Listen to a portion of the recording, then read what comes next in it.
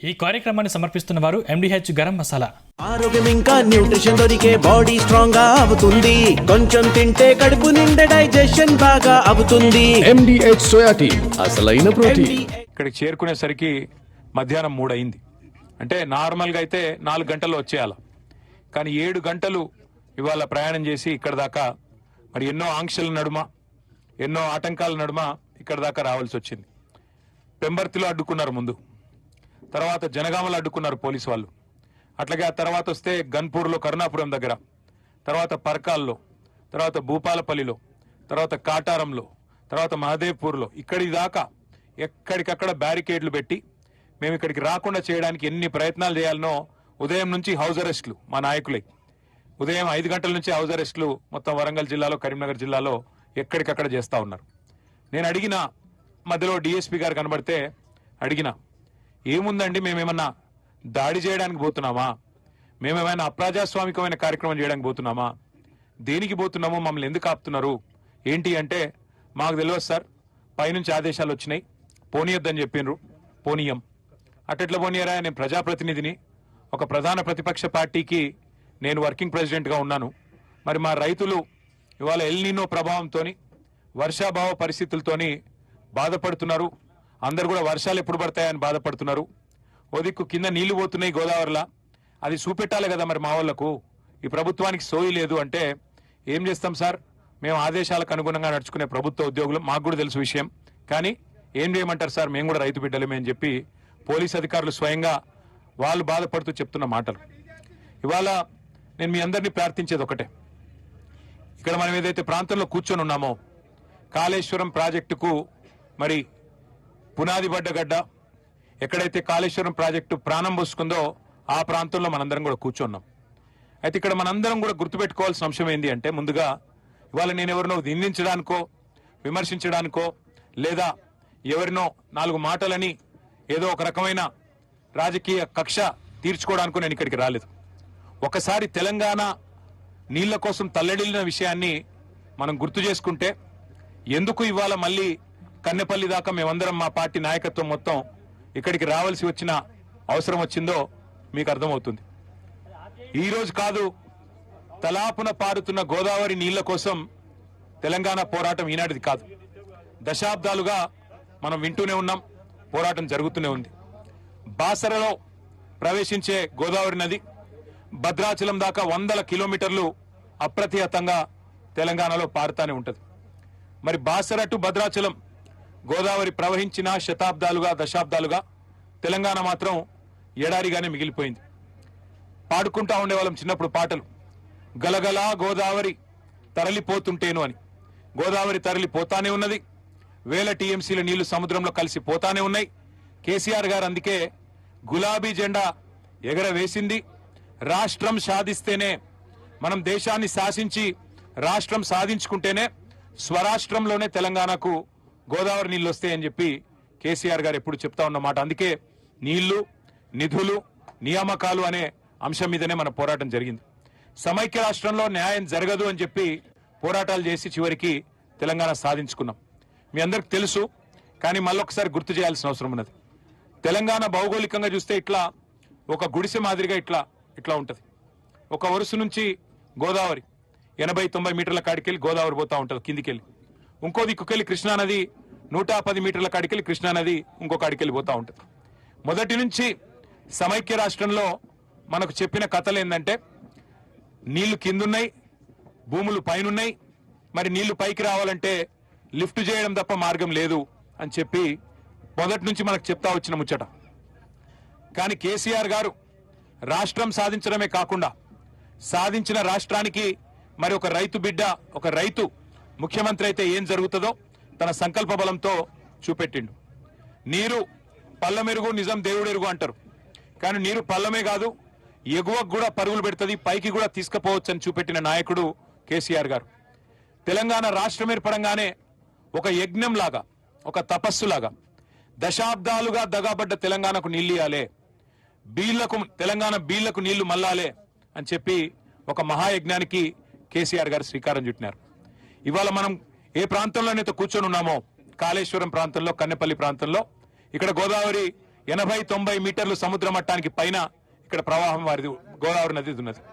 మరి ఇక్కడ నుంచి గోదావరి నదిని ఇక్కడ నుంచి ఒడిసి పట్టి ఒక్కొక్క బొట్టుని మరి పైకి అప్లాండ్స్ ఏవైతున్నాయో అక్కడ దాకా తీసుకొని పోవాలి అంటే మరి అద్భుతమైన లిఫ్ట్ సామర్థ్యం ప్రపంచంలో ఎక్కడ ఉన్నాయి అవన్నీ కూడా చూసి వెతికి పరిశోధించి ఒక బృహత్తరమైన ప్రణాళికకు శ్రీకారం చుట్టినారు కేసీఆర్ గారు. కానీ సిన్సియర్ గా గత ప్రభుత్వం ఏదైతే తుమ్మిడిహెట్టి అనే ప్రాజెక్టుకు శ్రీకారం చుట్టిందో ఆనాడు ఉమ్మడి ఆంధ్రప్రదేశ్ లో కాంగ్రెస్ ప్రభుత్వమే ఉండే, ఢిల్లీలో కాంగ్రెస్ ప్రభుత్వమే ఉండే, మహారాష్ట్రలో కూడా కాంగ్రెస్ ప్రభుత్వమే ఉండే. 3 చోట్ల కాంగ్రెస్ ప్రభుత్వాలు ఉన్నా మరి తుమ్మిడిహెట్టికి మాత్రం ఎన్నడూ వాళ్ళు ప్రయత్నం చేయలేదు. చివరికి ఒప్పందం చేసుకునే ప్రయత్నం, అంతర్రాష్ట్ర ఒప్పందం ఏదైతే చేయాలో ఒక అంతర్రాష్ట్ర ప్రాజెక్టు సంబంధించి ఆ డ్యామ్ హైట్ విషయంలో ఏదైతే ప్రయత్నం చేయాలో ఆ ప్రయత్నం ఎన్నడూ కూడా వారు చేయలేదు. చేసినట్టు నటించారు తప్ప ఎన్నడూ చేయలేదు. కానీ కేసీఆర్ ప్రభుత్వం వచ్చిన తర్వాత, ఆనాడు బీఆర్ఎస్ ప్రభుత్వం వచ్చిన తర్వాత 9 నెలలు, మొదటి 9 నెలలు చాలా పెద్ద ఎత్తున మరి కేసీఆర్ గారి నాయకత్వంలో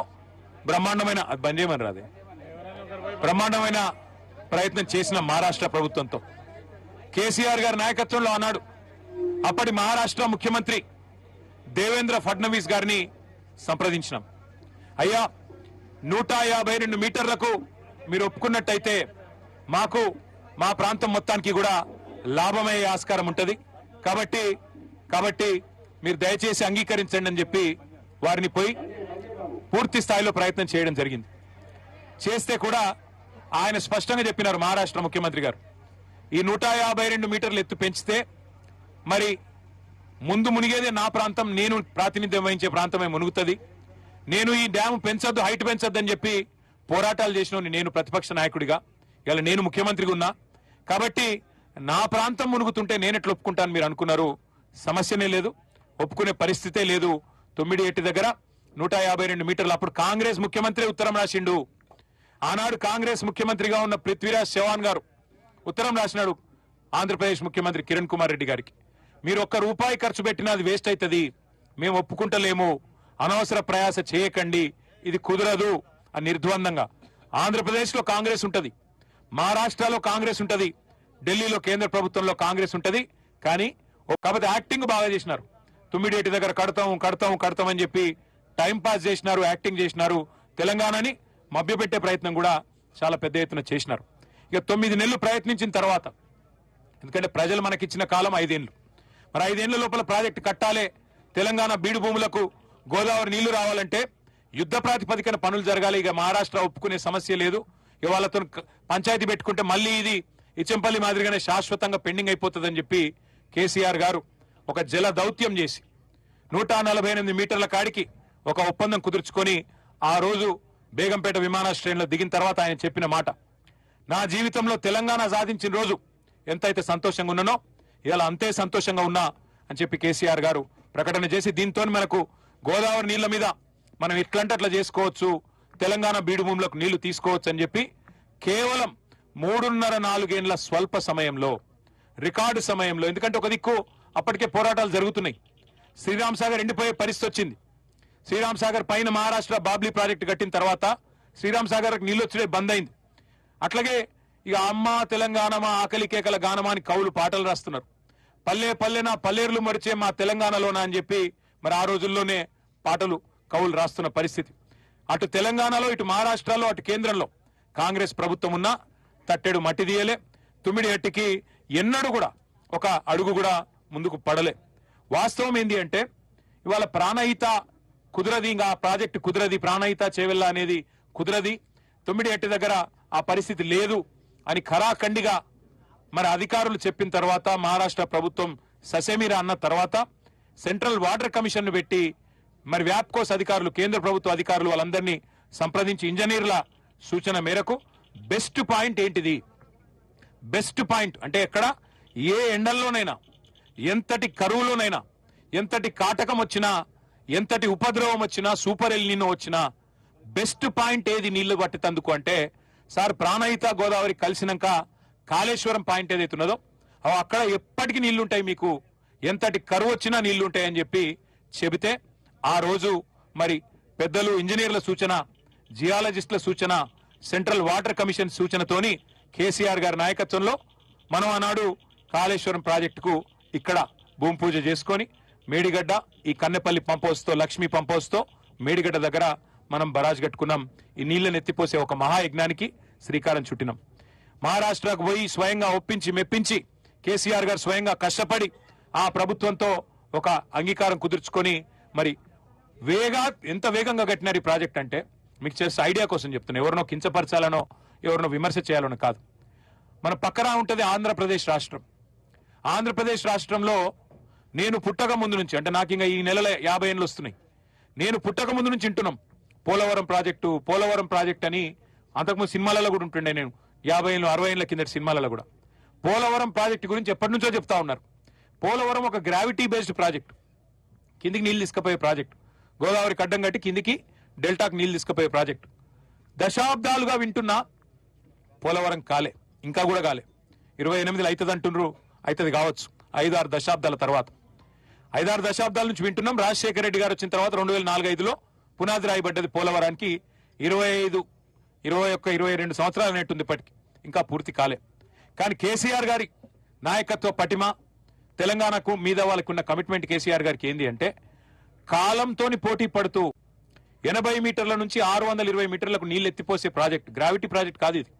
బాహుబలి మోటార్లు పెట్టి అద్భుతాలు చేసే ప్రాజెక్టుకు ఎక్కడ బెస్ట్ పాయింటో దేవులాడి, తుమ్మిడిఎట్టి కింద ప్రాణహిత గోదావరి కలిసినాక ఎండల్లో కూడా నీళ్లు దొరికే ప్రాంతమైంది, కరువుల నీళ్లు దొరికే ప్రాంతమైందని దేవులాడి పట్టుకొని ఇక్కడ మనం ఎక్కడైతే కూర్చున్నామో అక్కడ ఈ ప్రాజెక్టుకు పునాది రాయేసింది కేసీఆర్.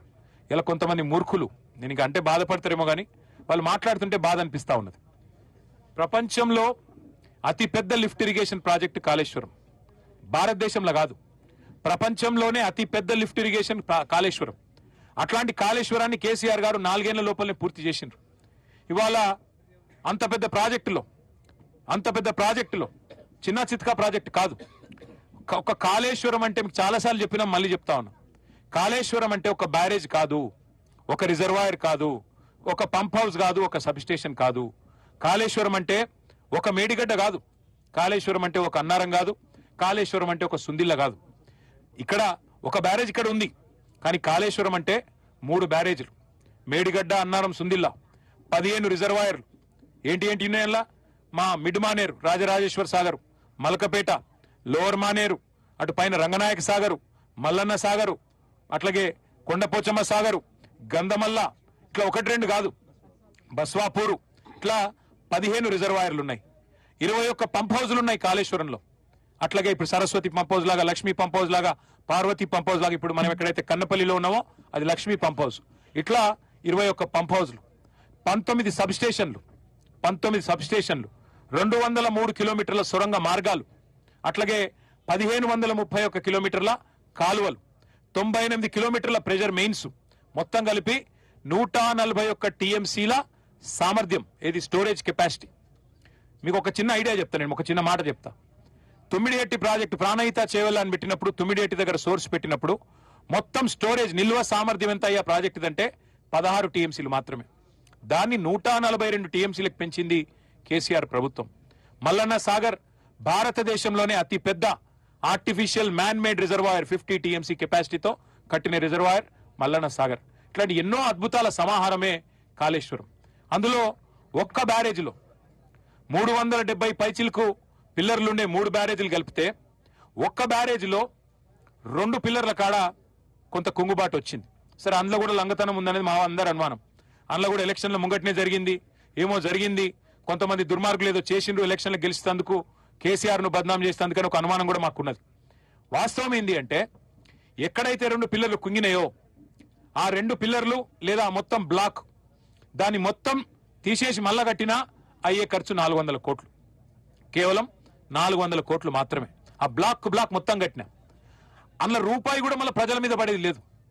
ఎల్ఎన్టీ అనే సంస్థ ముంగటికి వచ్చింది, చెప్పింది ఆ 400 కోట్లు మేము కట్టిన మా ప్రాజెక్ట్ నుంచి డిఫెక్ట్ లయబిలిటీ పీరియడ్లోనే ఉన్నది, మొత్తం పైసలు మేము పెడతాం, మేము కడతాం, మాకు అవకాశం ఇవ్వండి అంటే ఇప్పటికి 30 నెలలు అయిపోయాయి, 31 నెలలు అయిపోయింది.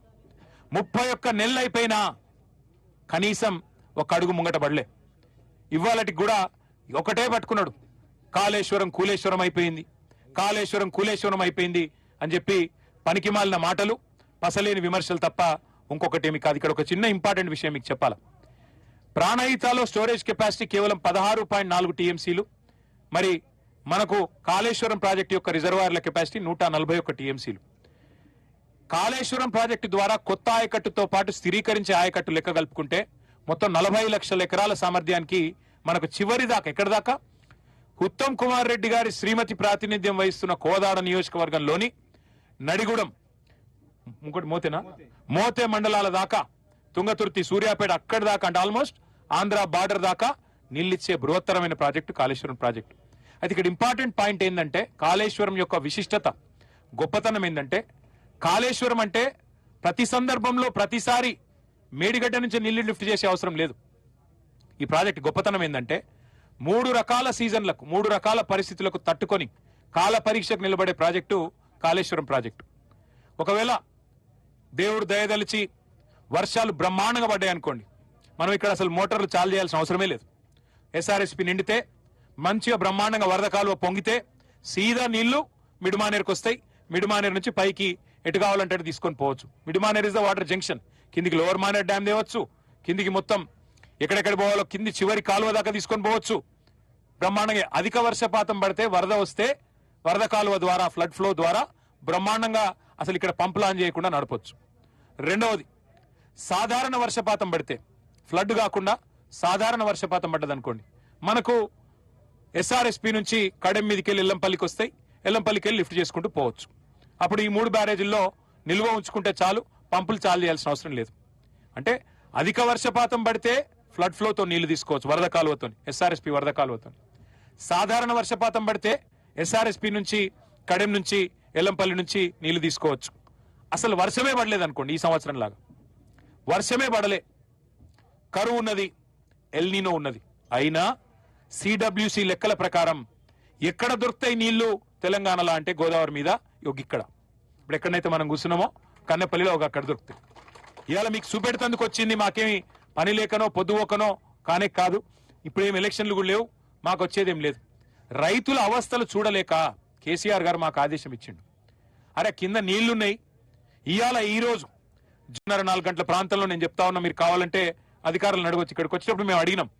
ఇవాళ ఈ రోజు ఇక్కడ 98,000 క్యూసెక్కులు, అంటే దగ్గర దగ్గర 1,00,000 క్యూసెక్కుల నీళ్లు పోతా ఉన్నాయి కిందికి, సముద్రంలో వృధాగా కలుస్తా ఉన్నాయి. 1,00,000 క్యూసెక్కులు కిందికి ఉత్తగానే పోతున్నాయి. అంటే ఇక్కడ ఇవాళ మేడిగడ్డ బ్యారేజ్ తో సంబంధం లేకుండా, మేడిగడ్డ గ్యారేజ్ గేట్లు దించే అవసరం లేకుండా, ఇక్కడ కన్నెపల్లిలో ఇప్పుడు మేము చూసినాం, ఇప్పుడు అధికారులను అడిగినాం, కన్నెపల్లి పంప్ హౌస్ దగ్గర గేట్లు చూసినాం. ఇప్పుడే మేము కన్నెపల్లిలోకి నీళ్లు వస్తున్నాయి బ్రహ్మాండంగా. ఆ గేట్ కాడ నీళ్ళ ఎక్కడుంది, ఏ హైట్ దాకా ఉందని చూసినాం. 97 మీటర్లకు ఇలా నీళ్లు నిండున్నాయి. కన్నెపల్లి పంప్ హౌస్ లో 93.5 మీటర్ల దాకా నిండుంటే చాలు. అంటే మినిమం డ్రా డౌన్ లెవెల్ 93.5 ఉంటే చాలు. మీరు జస్ట్ ఆ గేట్లు, కన్నెపల్లి పంప్ హౌస్ గేట్లు ఎత్తితే పంప్ హౌస్ లకు నీళ్లు పోతాయి, బటన్లు ఎత్తితే నీళ్లు. ఇవాళ ఫస్ట్ బెనిఫిషరీ మా కరీంనగర్. నిన్నగాక మొన్న మా గంగుల కమలాకర్ గారి నేతృత్వంలో ఆ రైతులు, మా ఆచంపల్లి రైతులు, మా వాళ్ళు అక్కడ మొత్తం నాగుల మల్యాల, అట్లాగే మా వాళ్ళు అక్కడ బావుపేట, ఎల్గందుల, బద్దుపల్లి, కమాన్పూర్ రైతులు వేలాది మంది ధర్నా చేసిండ్రు. ఎక్కడ ఏ తూమైతే కేసీఆర్ గారు ఆచంపల్లి కాడ పెట్టిండో ఫ్లడ్ మనకి ఈ కాళేశ్వరం కాలువ మీద, అక్కడ పోయి రైతులు ధర్నా చేసిండ్రు. అయ్యా కన్నెపల్లి కాడ నీళ్లున్నాయి, పంపులు ఒత్తండి, పంపులు చాలు చేయండి, ఆ గేట్లు ఎత్తితే చాలు నీళ్లు లోపలికి పోతాయి, పంపులకి వెళ్ళి నీళ్లు లిఫ్ట్ చేసి.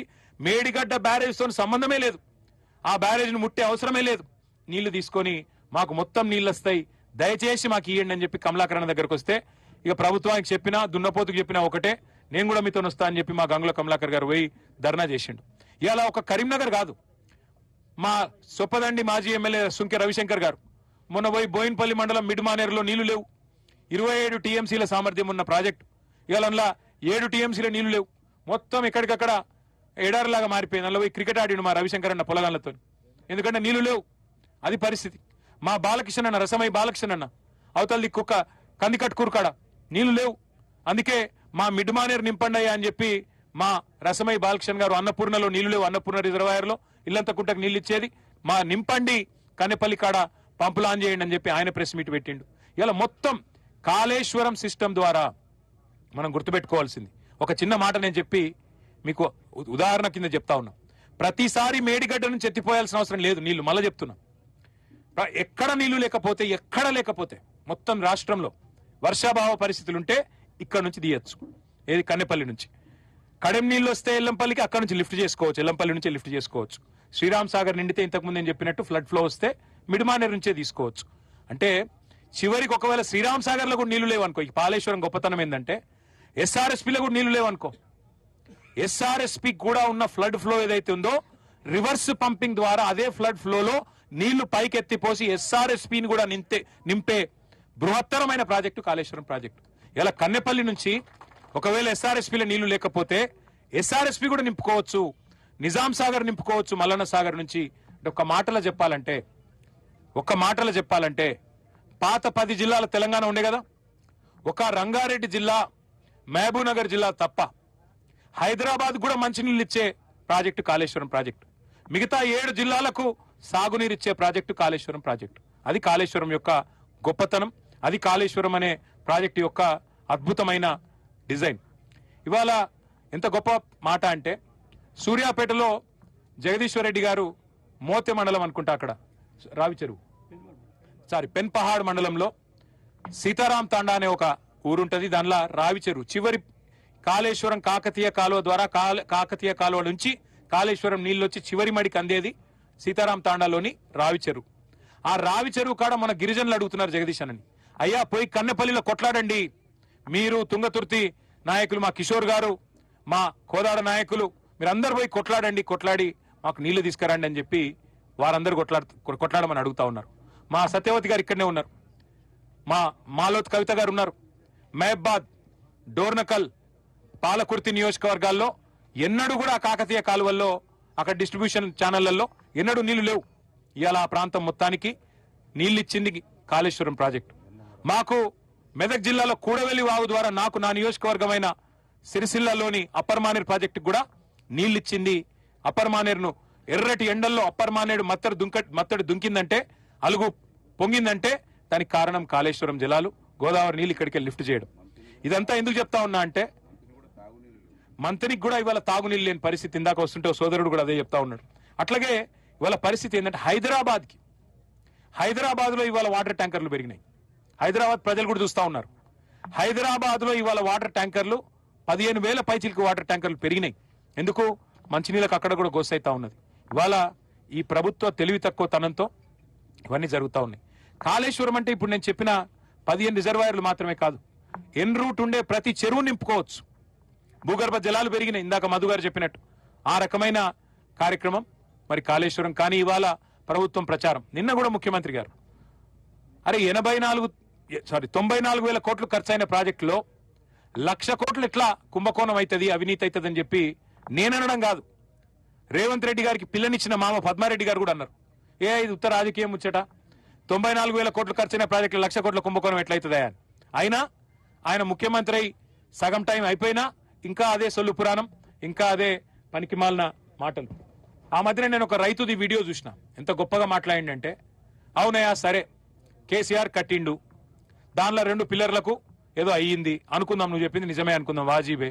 మరి నీ దగ్గర సుతారోలు లేరా, నీ దగ్గర మేస్త్రీలు లేరా, నువ్వు గుంపు మేస్త్రి అని చెప్పుకుంటావు కదా, శాతనైతే లేదా నీకు అని చెప్పి ఒక సామాన్య రైతు మాట్లాడుతుంటే, ఇవాళ ముఖ్యమంత్రి గారి సో ఏమైందో, ఉత్తమ్ కుమార్ రెడ్డి గారి స్పృహ ఏమైందో, ఇంత అద్భుతమైన ప్రాజెక్టు, జాతికి అంకితం చేసిన ప్రాజెక్టు, ప్రపంచంలోనే అతిపెద్ద లిఫ్ట్ ఇరిగేషన్ ప్రాజెక్టు, దీన్ని బదనాం చేసేందుకు మీకు నోరెట్లు వస్తుందో, మీకు ఎట్లా సిగ్గులేదో నాకు అర్థం కావట్లేదు.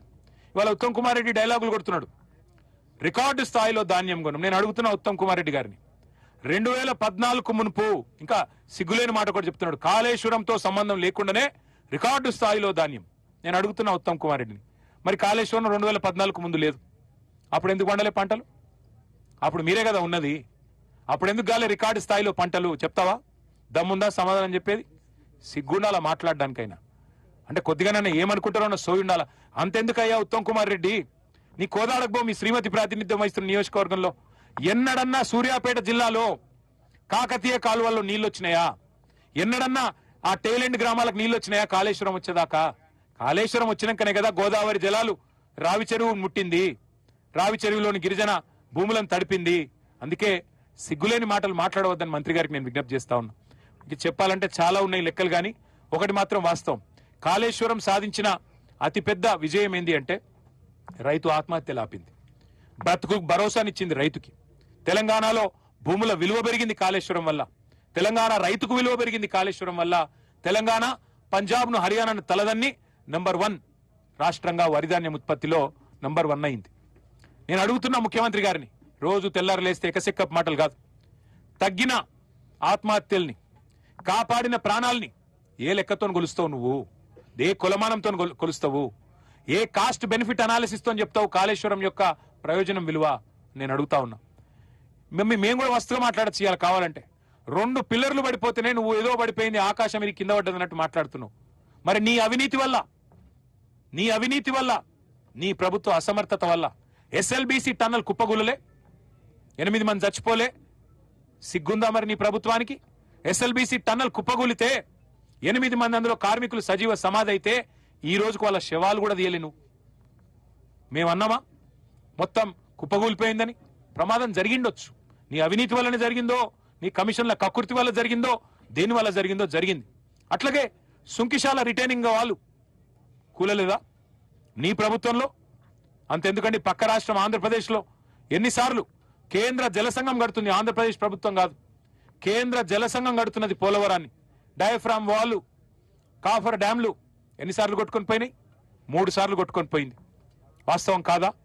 మరి దేని మీద ఉండదు? వట్టెం పంప్ హౌస్ మునిగినా ఉండదు, పెద్దవాగు ప్రాజెక్ట్ కొట్టుకపోయినా ఉండదు, ఎస్ఎల్బీసీ కుప్పగూలినా ఉండదు. ఎక్కడికెళ్ళి బీజేపీ వాళ్ళు మాట్లాడరు, ఎన్డీఎస్ఏ రాదు.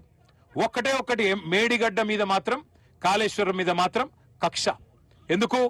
మోడీ గారు చేయలేని పని, దేశంలో ఎవరూ చేయలేని పని కేసీఆర్ చేసిండు. Largest project in the world's largest lift irrigation project కట్టిండు కేసీఆర్. 4 ఏళ్లనే కట్టిండు, దశాబ్దాలు తీసుకోలే మీ లెక్క. అది మీ దుగ్ధ.